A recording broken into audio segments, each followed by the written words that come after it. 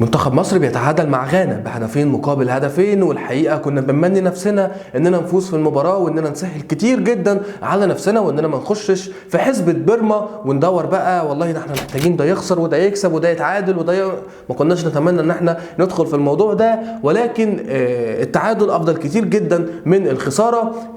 منتخب مصر ومنتخب صلاح ده بالنسبه لي عنوان الحلقه النهارده. انا عندي منتخبين لعبوا النهارده، منتخب لعب في الشوط الاول وهو منتخب صلاح كان موجود فيه صلاح، ومنتخب لعب في الشوط الثاني وهو منتخب مصر. شوط صلاح الاول او منتخب صلاح اللي كان في الشوط الاول سيء جدا جدا وسلبي جدا جدا، والحقيقه مش ده المنتخب اللي يمثل اسم مصر ولا اسم منتخب مصر العريق. اما الشوط الثاني فمنتخب مصر فعلا كان بيمثلنا وكان مميز على الرغم من بعض الاخطاء. طب يا احمد، هل هنا محمد صلاح وحش وعالى على المنتخب وما ينفعش للمنتخب؟ خليني اقول لك بلاش نقول الكلام ده وخلينا نحسبها من ناحيه ثانيه.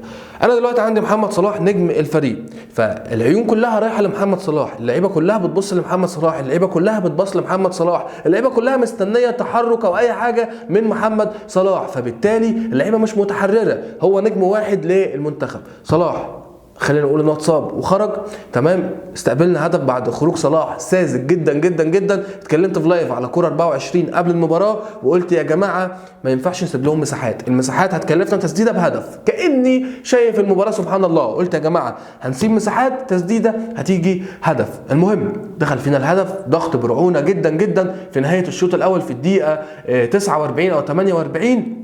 هدف ساذج جدا جدا، يعني الكرة كانت في رجلنا وسبحان الله بتخبط وبنضغط برعونه لحد ما بتروح بتسديده، يعني بتدخل جول وشوط اول ما فيهوش اي حاجه من منتخب مصر. يمكن التسديده الاولى لمنتخب مصر كانت من امام عاشور يعني قبل نهايه الوقت الاصلي بدقائق. فشوط سلبي جدا جدا على غرار مباراه منتخب مصر والموزمبيق. صلاح بيتصاب وبيخرج وبننزل الشوط الثاني بدون محمد صلاح ومصطفى فتحي بينزل مكانه. قلنا ان الشوط الاول اللعيبه كلها معتمده على محمد صلاح، محمد صلاح هو نجم الفريق، العيون كلها عليه، الباص عليه. الشوط الثاني مفيش محمد صلاح، اللعيبه هنا بقى اتحررت، اللعيبه هنا بقى قال لك خلاص محمد صلاح النجم طلع، هنا بقى 11 نجم في الملعب، اللعيبه اتحررت خلاص، كل لاعب بقى بيبص لكل اللعيبه زي بعض، كل اللعيبه مفيش فيهم حد نجم، بقى النجم هو ال11 لاعب، بقى النجم هو منتخب مصر. فبالتالي الشوط الثاني كان شكلنا افضل، كان شكلنا احسن. ده اللي المفروض يحصل حتى في وجود صلاح. لما صلاح حتى يلعب هو لعيب عادي زيه زي اي لعيب، مع كامل الاعتراف ان صلاح نجم وجامد ومفيش منه اتنين، بس برضه هو في الاخر لاعب زيه زيكم. المفروض تلعبوا نفس طريقه لعبكم ونفس كل حاجه. مش شرط ابص لصلاح، مش شرط ابص لصلاح على ان هو اللي هيعمل اللي ما يتعملش، لا، صلاح لعيب كوره زيه زيك.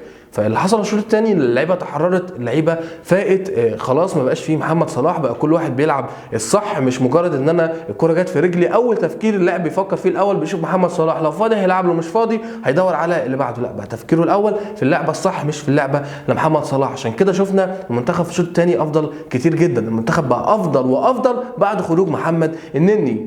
في روح في المنتخب في الشوط الثاني، بمعنى انت بتقاتل عشان خاطر تجيب هدف التعادل، ربنا كرمك وجبت هدف التعادل عن طريق محمد عبد المنعم، وللاسف بيتحسب اوفسايد، انا شايفه مش اوفسايد ولكن اتحسب اوفسايد. يأست؟ ما يأستش، كملت ضغط وكملت لعب مثالي. وعمر مرموش نجم المباراه النهارده وتغنى بيه زي ما انت عايز تتغنى بيه، بيستغل خطأ من دفاع الغانا وبياخد الكوره وبيسجلها وبيسجل هدف التعادل.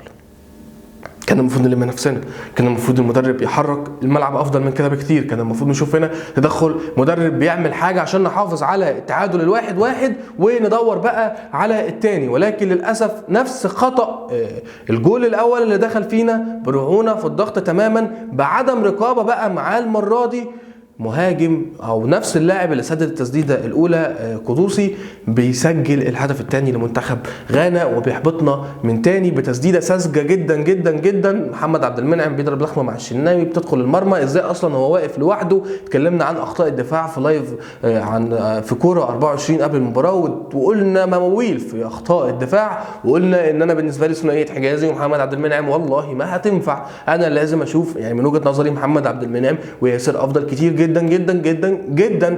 لكن ياسر هو مخرجه بره التشكيل ومصمم على ان ياسر ما يلعبش وبيقتل اللاعب على الرغم من انه افضل او من افضل المدافعين اللي موجود معاه. بس تمام اوكي، بنستقبل الهدف ما بنيأس وبنلعب بروح وبننجح اننا نسجل الهدف الثاني والتعادل، وكنا قريبين كمان من الثالث. الغريب بقى بالنسبه لي ان عمر مرموش نجم المباراه واللي شارد الفريق وانك قريب من الثالث، هوب يسحب عمر مرموش وينزل مروان عطيه. مروان عطيه ماشي كان ينزل بس ما سحبش عمر مرموش. كان ممكن اسحب حمدي فتحي، ما كانش ظاهر وما كانش في افضل حالاته في نهايه المباراه او في وقت التبديل ده، فكنت اسحب حمدي فتحي افضل كتير جدا من عمر مرموش اللي كان ساحب الفريق، واللي تقريبا غانا ما كانتش اصلا عارفه تمسك كوره عشان تعمل علينا مرتد. واحد يقول لي ما هو نزل مروان عطيه عشان يقفل نص الملعب ويقفل المرتدات، لا هم اصلا ما كانوش عارفين يعملوا علينا مرتد واحنا كنا ماسكين كوره وقريبين من الثالث. بالتبديل ده هدينا او يعني سيبنا خلاص حلم الهدف الثالث وبدانا نتراجع وبدانا نشوف كوره بتتمسك علينا. عمر مرموش ما كانش يخرج، زيزو كان لازم يكون له دور، كهربا لازم يكون له دور، ياسر ابراهيم لازم يكون له دور، لازم في لعيبه يكون ليها دور، محمد النني وحجازي. مش اي محترف لازم يلعب، مش شرط عشان اللاعب ده محترف يلعب. اتكلمنا وقلنا من 2017 واحنا بنقول حجازي ليه اساسي، حجازي موجود في ارض الملعب ليه وبيعمل ايه. احمد من 2017 اتكلمنا وقلنا النني ليه موجود في ارض الملعب وليه اساسي وبيعمل ايه. احمد حجازي راجع من اصابه ومش في افضل حالاته، وباين قدامك من المباراه اللي فاتت ومباراه تنزانيا الوديه قبل ما تسافر البطوله ان احمد حجازي مش جاهز. فليه؟